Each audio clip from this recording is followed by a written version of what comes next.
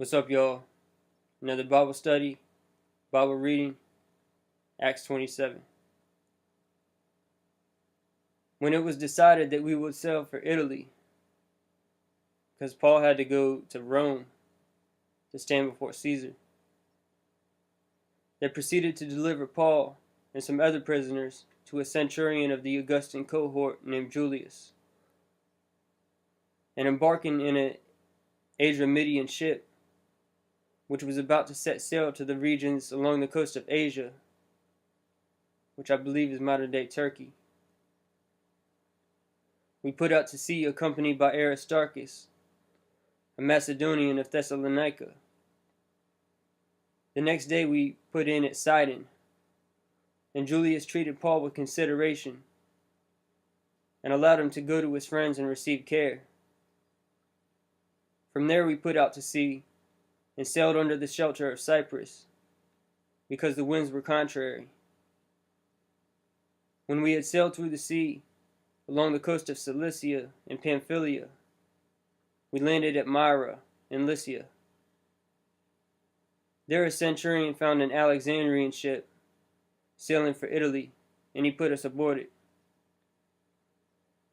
When we had sailed slowly for a good many days, and with difficulty had arrived off Cnidus, since the wind did not permit us to go any farther, we sailed under the shelter of Crete, off Salmone, and with difficulty sailing past it, we came to a place called Fair Havens, near which was the city of Lasea. When considerable time had passed, and the voyage was now dangerous, since even the fast was already over, Paul began to admonish them, and said to them, Men, I perceive that the voyage will certainly be of damage and great loss, not only of the cargo in the ship, but also of our lives. But the centurion was more persuaded by the pilot and the captain of the ship than by what was being said by Paul, because the harbor was not suitable for wintering. See, they were going into winter time. The majority reached a decision to put out to sea from there, if somehow they could reach Phoenix, a harbor of Crete, facing southwest and northwest, and spend the winter there.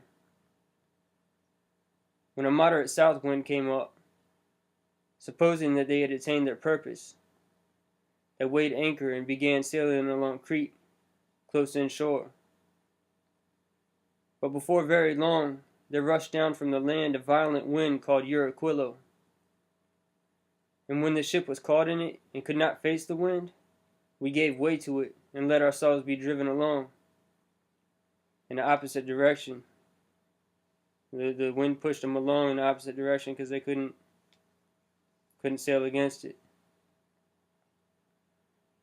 Running under the shelter of a small island called Clauda, we were scarcely able to get the ship's boat under control. After they had hoisted it up, they used the supporting cables in undergirding the ship, and fearing that they might run aground on the shallows of Syrtis, they let down the sea anchor, and in this way let themselves be driven along. The next day, as we were being violently storm-tossed, they began to jettison the cargo, start to throw it over. And on the third day, they threw the ship's tackle overboard with their own hands, since neither sun nor stars appeared for many days. It had been cloudy, just stormy,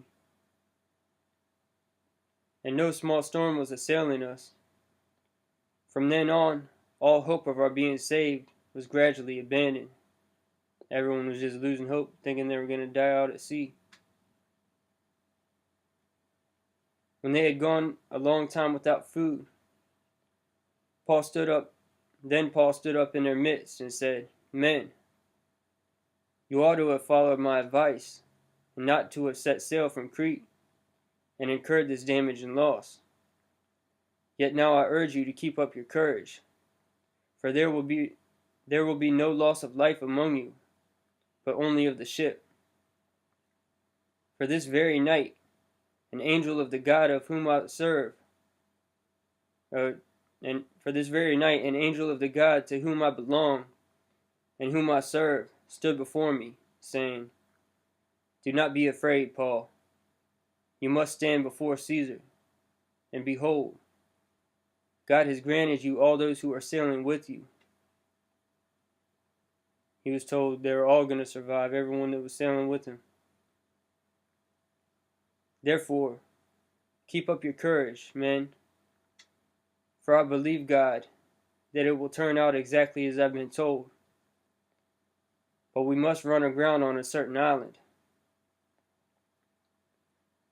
But when the 14th night came, as we were being driven about in the Adriatic Sea, about midnight, the sailors began to surmise that they were approaching some land. They took soundings and found it to be 20 fathoms. And a little farther on, they took another sounding and found it to be 15 fathoms.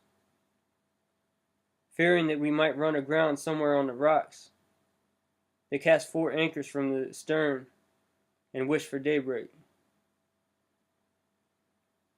But as the sailors were trying to escape from the ship, and had let down the ship's boat into the sea, on the pretense of intending to lay out anchors from the bow, Paul said to the centurion and to the soldiers,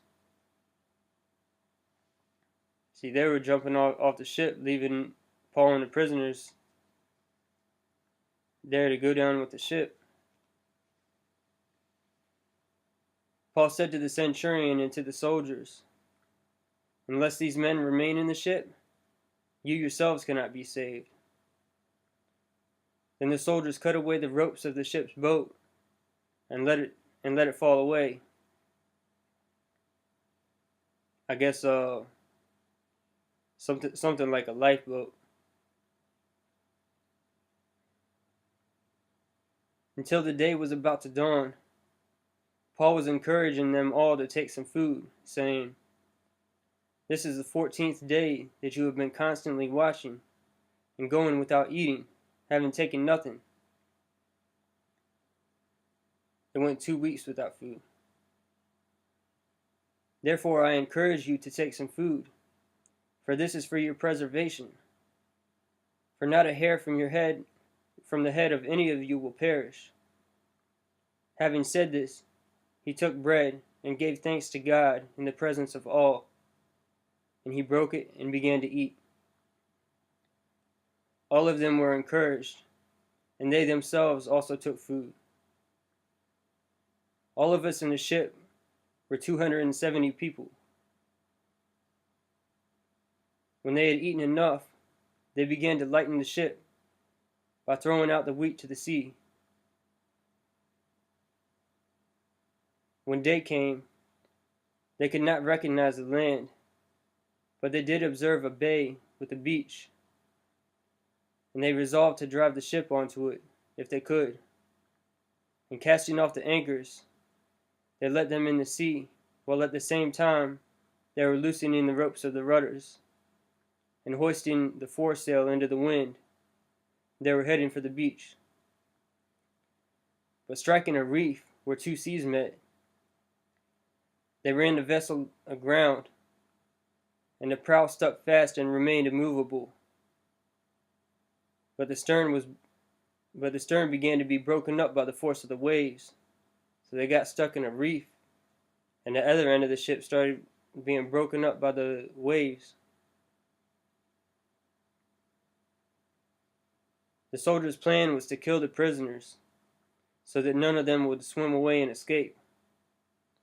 But the centurion, wanting to bring Paul safely through, kept them from their intention. And what the angel told Paul happened. They all survived.